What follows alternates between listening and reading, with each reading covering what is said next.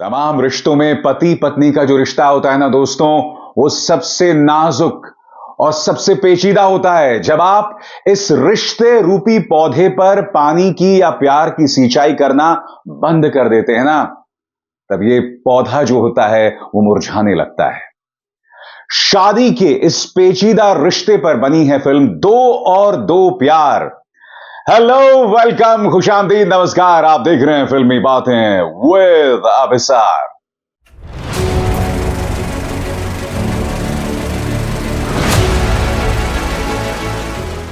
फिल्मी बातें विद अभिसार। तो दोस्तों, मैं देखकर आया हूं शीर्षा गुहा ठाकुरता की दो और दो प्यार, जिसमें शानदार अभिनय किया है प्रतीक गांधी और मेरी फेवरेट विद्या बालन ने। भाई देखो, विद्या बालन की कोई भी फिल्म होगी वो मैं कभी मिस नहीं करता हूं। विद्या बालन अपनी ऑल टाइम फेवरेट है और विद्या बालन ने एक बार फिर मुझे निराश नहीं किया अपनी एक्टिंग के साथ। सबसे पहले मैं आपको बतलाना चाहूंगा कि दरअसल दो और दो प्यार किस बारे में। दो और दो प्यार एक पति और पत्नी की कहानी है। फिल्म की शुरुआत होती है दोनों के एक्स्ट्रा मैरिटल अफेयर के साथ, यानी कि पति का अफेयर किसी और लड़की के साथ चल रहा है और पत्नी का अफेयर भी किसी और मर्द के साथ चल रहा है। और ये जो शादी का रिश्ता होता है ना, करीब 12 साल पुराना होता है। यही नहीं, शादी से 3 साल पहले से ये दोनों एक दूसरे को जानते थे। दोनों बहुत अच्छे दोस्त थे जो लवर्स बन गए। मगर जैसे जैसे वक्त आगे बढ़ता गया ना दोस्तों, दोनों ने रिश्ते को अहमियत देना, इंपॉर्टेंस देना बंद कर दिया। नतीजा, दोनों को उस रिश्ते में घुटन महसूस होने लगती है और उसके बाद जैसे ही घुटन महसूस होने लगती है, दोनों अगल बगल झांकने लगते हैं, यानी कि दोनों का एक्स्ट्रा मैरिटल अफेयर हो जाता है। मगर इससे पहले कि आप सोचें कि यह बहुत ही ज्यादा पेचीदा, टेंशन देने वाली फिल्म है, नहीं साहब, यह अपने आप में एक बहुत ही हल्की फुल्की फिल्म है जिसमें कॉमेडी का भी इस्तेमाल किया गया है, इंटेंस इमोशंस भी हैं। इनफैक्ट इस फिल्म को देखकर ना मुझे पुराने जमाने की ऋषिकेश मुखर्जी या बासु चैटर्जी की याद आती है। उनकी फिल्में जो खूबसूरत और बहुत सिंपल होती थी और पेचीदा रिश्तों को बहुत ही आसानी से बयां करती थी ना। शीर्षा गुहा ठाकुरता, जो कि फिल्म की डायरेक्टर हैं, उन्होंने बहुत खूबसूरती से इस रिश्ते को बयां किया है। यह जो फिल्म है ना, तमाम पति और पत्नियों को एक सबक भी है। सबक कैसा? खासतौर से उन प्रेमियों की जो कई साल के प्रेम के बाद शादी कर लेते हैं और कुछ दिनों बाद उनके रिश्ते में कड़वाहट आ जाती है। फिल्म हमें यह बताती है कि दरअसल ये कड़वाहट क्यों आ जाती है।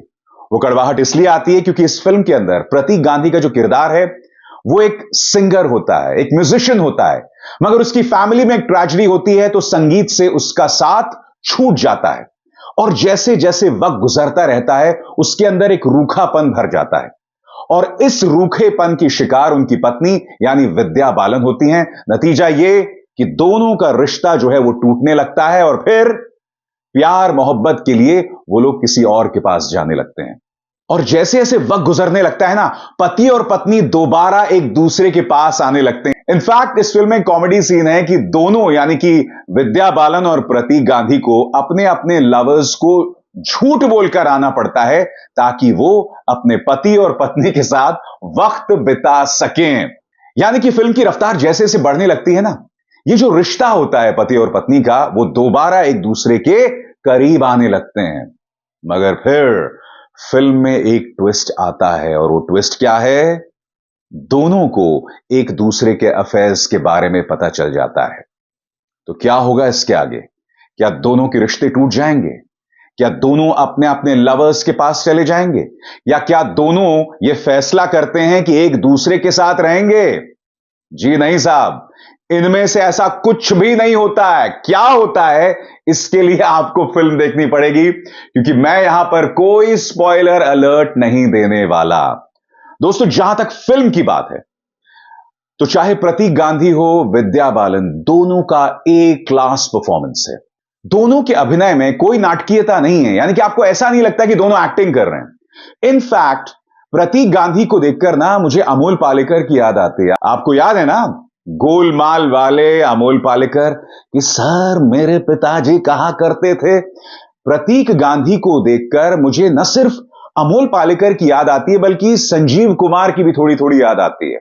मगर दिक्कत क्या है मैं आपको बताता हूं। प्रतीक गांधी एक गुजराती हैं और उनके लहजे में वो गुजराती मराठी वाला जो एक टच है ना, वो आप हल्का सा महसूस करते हैं। और इस फिल्म के अंदर वो एक बैनर्जी का किरदार निभा रहे हैं, यानी कि एक बंगाली का किरदार। इसलिए ये दोनों चीजें जो है ना, प्रतीक गांधी का लहजा, उनका जो नेचुरल लहजा है, और दूसरी तरफ उनका बैनर्जी होना, ये दोनों मेल नहीं खाते हैं। ये एक हल्की सी कमी है उनके परफॉर्मेंस में। इनफैक्ट प्रतीक को मैंने जितने भी रोल्स में देखा है, चाहे वो स्कैम 1992 हो और उसके बाद उनकी जितनी भी फिल्में, वेब सीरीज आई हो, उनका जो लहजा है ना, उस पर गुजराती भाषा का बहुत जबरदस्त प्रभाव है। उसमें कोई प्रॉब्लम नहीं है। मगर दिक्कत क्या होता है, फिर आप किसी पंजाबी का किरदार नहीं निभा सकते, या फिर आप किसी बंगाली का किरदार नहीं निभा सकते। हालांकि मैं स्पष्ट कर दूं, प्रतीक ने एक शानदार परफॉर्मेंस दिया है। और जहां तक विद्या बालन की बात है, विद्या बालन ने दोस्तों जो रेंज दिखाया है, इनफैक्ट जब उन्हें पता चलता है कि उनके पति का अफेयर है एक लड़की के साथ, और वो कैसे पता चलता है उसके लिए आपको फिल्म देखनी पड़ेगी। बहुत ही शॉकिंग अंदाज में उन्हें पता चलता है। तो आपको वो सीन देखना चाहिए जिसमें विद्या बालन कार के अंदर अपने पति यानी प्रतीक गांधी के साथ बैठी हैं। उनका जो गुस्सा है, वो जो परफॉर्मेंस है ना, यही वजह है कि मैं विद्या बालन का इतना बड़ा फैन हूं। आपको याद होगा दोस्तों, इससे पहले भी विद्या बालन ने कहानी, परिणीता, इन तमाम फिल्मों में शानदार अभिनय किया है और अपने अभिनय का लोहा मनवाया है। और एक बार फिर विद्या बालन ने बता दिया है कि क्यों वो बॉलीवुड की शानदार अभिनेत्रियों में से हैं। फिल्म में एक चीज खटकती है जिसका मैं जिक्र करना चाहूंगा।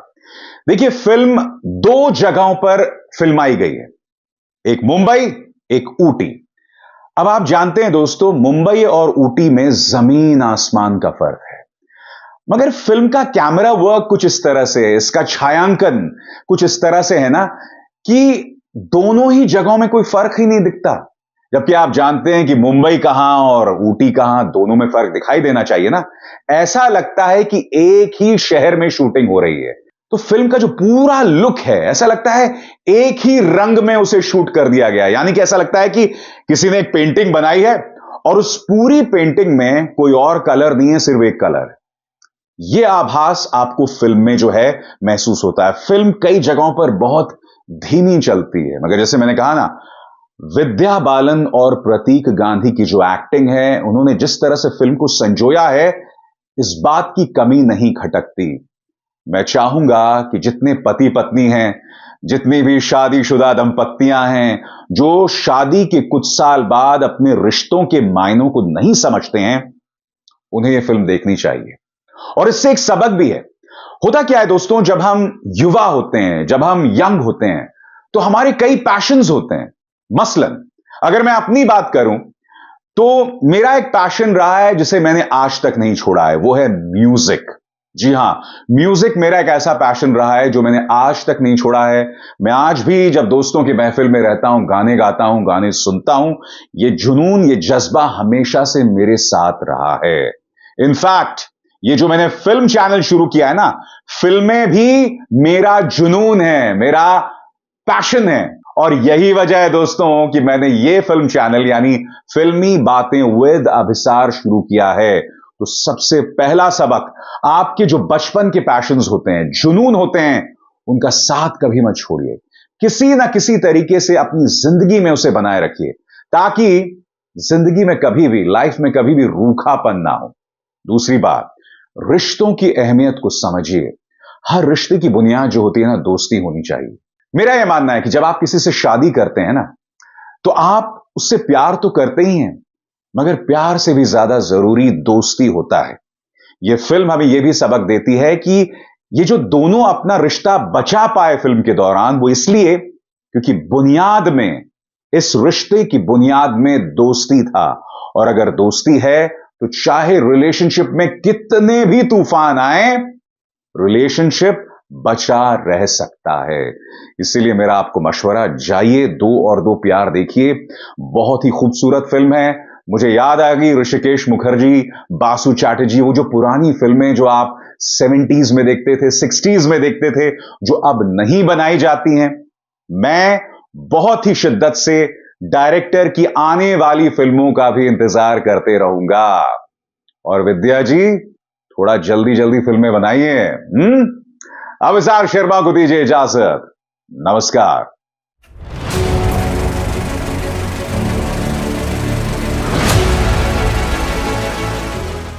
फिल्मी बातें विद अभिसार।